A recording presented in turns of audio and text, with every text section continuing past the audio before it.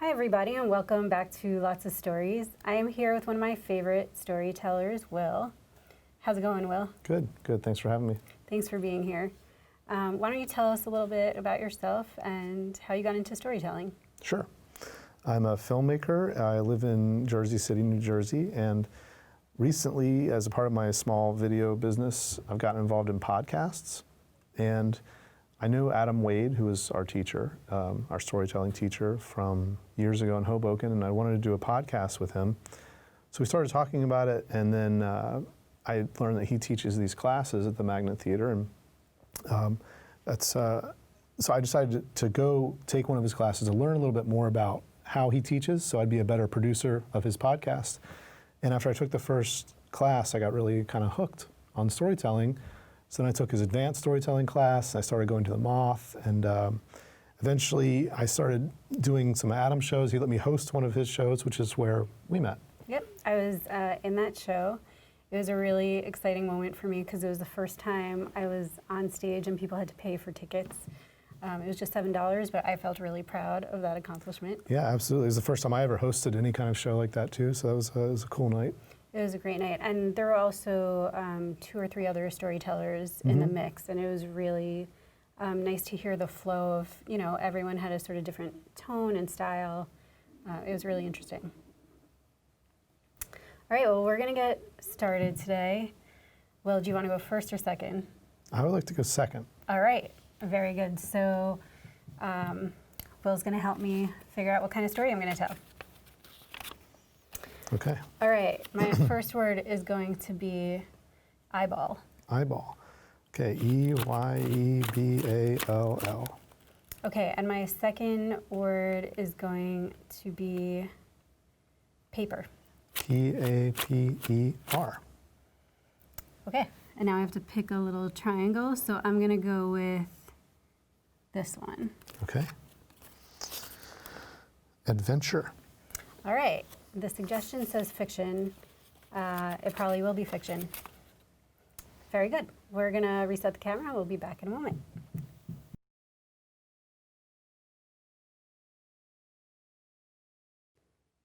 There was a swashbuckling girl named Lee. Lee sailed on the high seas alone. She knew how to manage a sailboat. She knew when you're supposed to change the sails and when you're supposed to just glide along. And she swashbuckled. That means she had a sword, she had a pirate shirt. She said, "I matey" to herself, which some people think was a little sad, but she thought it was very entertaining. And one day while she was on the high seas, the storm started to settle in. She saw the clouds go gray, roll over her head. She saw the waves start to curl and buckle under. She did not get scared. She said, "I know how to ride this out." She said, "It'll be okay. I'm gonna manage the sails. I'm gonna crawl under deck, and I'll get where I need to go."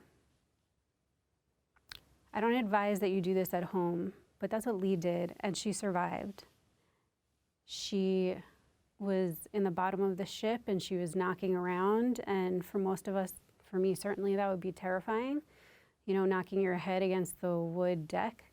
But she just kept going. She said, "It's fine, I know this will work. I've done it before a million times, no problem." All of a sudden, she felt the waters calm underneath her, finally. And she decided she would crawl up, see what was going on outside. And as she was opening the hatch door to get back on deck, she felt this big thump, and she felt like she was hitting something.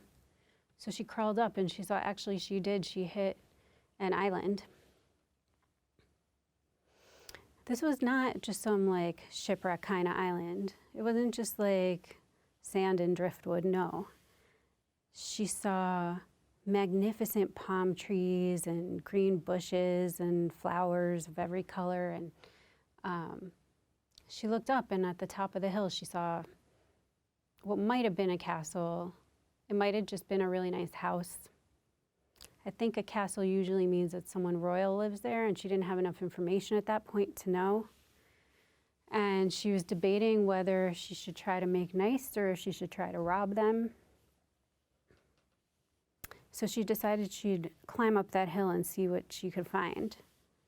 So she did, and she saw at the entry to the back door, because you have to, when you're on an adventure like this, you have to scope out the back door. That's how you really know what's going on in the ins and the outs of these big houses. You check what's going on with the servants and what their task was doing. So she crawled behind a bush, and she watched as servants came in and out of the house. And she saw one doing laundry, and she saw one collecting fruits and vegetables, and she saw one with a huge stack of papers. Papers, that is unusual in a house like this. That's not what I usually see. Usually it's food, fancy clothes, jewelry, pretty, silly kind of things. I don't know why anyone would need such finery. But paper, that's interesting. Maybe there's a writer here. Something. So she was like, okay, I'm going to go in. I'm not going to rob these people. I want to know more about them. So she goes into the castle, crawling behind the servant with the stacks of paper.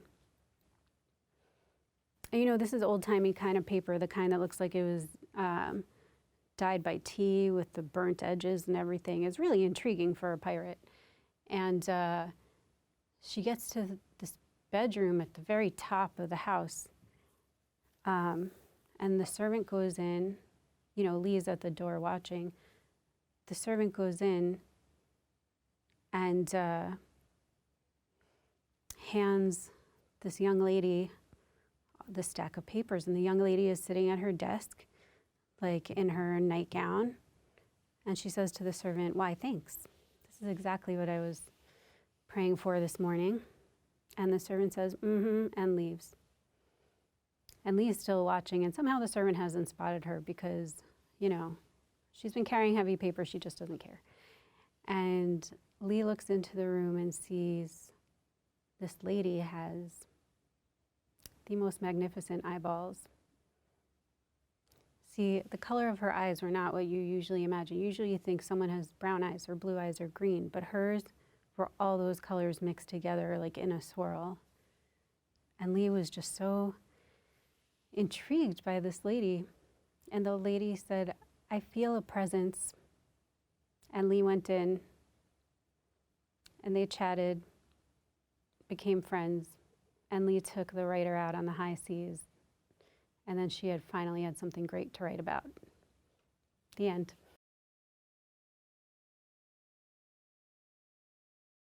Well, that's my little adventure story for today. Thanks for listening. One thing we were discussing before the show began is how it's like kind of hard when you're trying to stick to 4 to 6 minutes, and you're like, at 4 minutes I finally know what the story might be about. Yeah. So that's tricky, but we got to cut ourselves off. So stay tuned. Maybe there'll be a sequel, and you'll get to hear about the friends' adventures on the high seas. All right, Will, you ready to tell a story? Yeah, I'm ready to go for it. All right, I'm very excited. Excited to hear it. Okay, so pick your first word. Okay, first word I'm going to pick camera. Camera. C-A-M-E-R-A. Second word, school. School. S-C-H-O-O-L. All right, now pick a triangle. Okay, let's go with this one, with the little dandelion on it or whatever. All right. Something from history. Something from history. This could be fiction, nonfiction. Yeah, I think whatever we'll you like. probably do nonfiction. And, all right. We'll see what happens. We'll see what happens. Okay. School, camera, something from history. All right, we'll be back in a minute after we've given Will a second to think.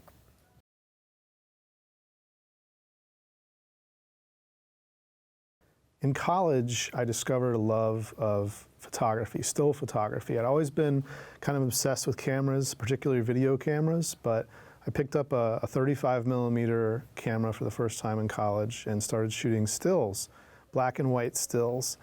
Something that my dad had done growing up, and I'd always watched him and kind of wanted to do what he had done, and so my parents gave me one of his old cameras to start to use, and I went to school here in New York City, so I would walk around Manhattan just taking pictures all the time of anything, really just trying to figure it all out. And then I learned that we actually had a really fantastic photo program at my school, so I started taking the classes, and the teacher of the best teacher of the photo classes was an old street photographer from New York City, and he'd grown up as kind of one of the younger of the generation that included Gary Winogrand and Lee Friedlander and some really famous names. And he introduced us to the work of those guys, which I'd never seen before. And in particular, I really became interested in the work of Gary Winogrand. If you've never seen his photos, you got to go look them up. You can sometimes see him in a museum still. He's not the most popular of all the street photographers, but in my opinion, he was the greatest. His pictures were always so whimsical. He did this one book that I really love called The Animals, where he went to zoos and photographed the people looking at the animals. And he did this one photo set where he drove across the country and he stopped at the White Sands National Monument. And those are the photos that really made me want to become a photographer. It's a place I'd never seen before, and it looked like the surface of another planet or something, these white dunes that just seemed endless. And families would go there almost like on a little vacation trip, and then set up a tent and you have a picnic lunch. And this was in the 60s when Gary was working, so all these beautiful old cars were in the photos. And when I graduated from college, I decided I wanted to then trace the footsteps of Gary Winogrand and see maybe if I could make it as a street photographer. So I took the little meager savings I had after my first year of working, and I drove across the country by myself for a month and a half, and I stopped in all these different places that he had gone, like New Orleans and Dallas, Texas, and eventually I got to the White Sands National Monument. And I spent an afternoon in July there. If you're ever going to go, don't go in July. It's way too hot. But that's when I was there. So I drove into the monument, and I was just overwhelmed by the beauty of this pure white sand. It's really very difficult to describe if you've never seen it, because it just seems so otherworldly. And I took out my camera and I probably shot 15 rolls of film that day, which if you're too young to know what a roll of film is, that's 36 pictures. And it was one of the most glorious experiences of my life. And a couple years later, I was helping a friend move from Los Angeles back to the East Coast.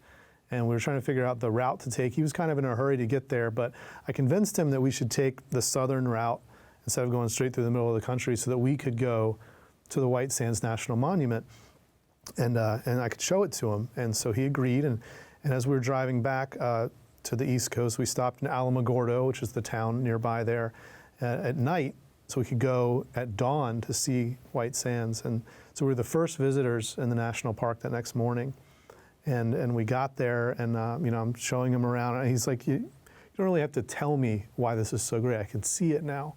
And we just sat in silence on one of the dunes and looked out over it for about 20 minutes. And then my friend Phil, he's a priest, he turned to me and said, I know why you love this place so much. It's like your church. It's like what church is for me. And I just kind of nodded in silence, and we sat there for another 10 or 15 minutes just looking out over the sands. And I never became a photographer. I work in video. It's similar, sure, but I never really became a street photographer. But I'm so glad that journey led me to my church.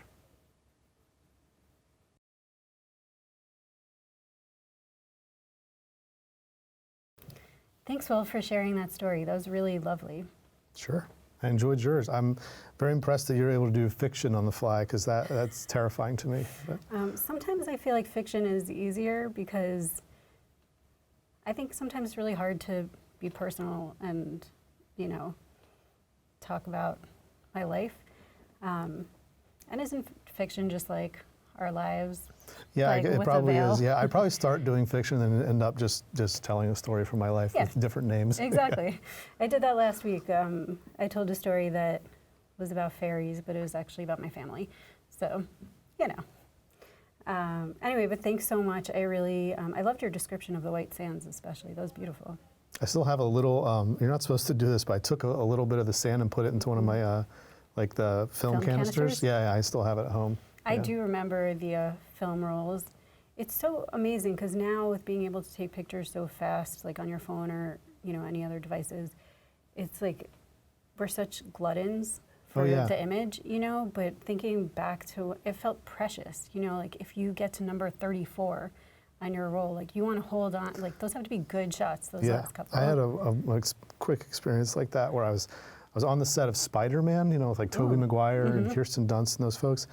They were filming it at my school, and I went to take a picture of my friend with Kirsten Dunst because she'd stopped to take a picture with him, and I'd already gotten to number 36. I go to click the shutter, and just and that was it. I had no more film on me. Don't get the picture. Now that doesn't happen anymore. And then did you like hear the rewind automatically? And this is a manual camera, okay. so it's just like I'm just clicking and nothing's happening. I'm like, oh. Oh, that's so disappointing. Yeah, I'm sorry. Yeah, it's not going to happen. Oh no. Yeah, we're very lucky nowadays with the kind of equipment we're able to have. So, but it does, it makes everything a little less precious. Yeah. Yeah. Well, thanks for being on the show today. It was great to have you. Sure. Thanks so much for having me. It's fun. Pleasure. And hopefully I'll get to tell stories with you again soon. Yeah. All right. See y'all later.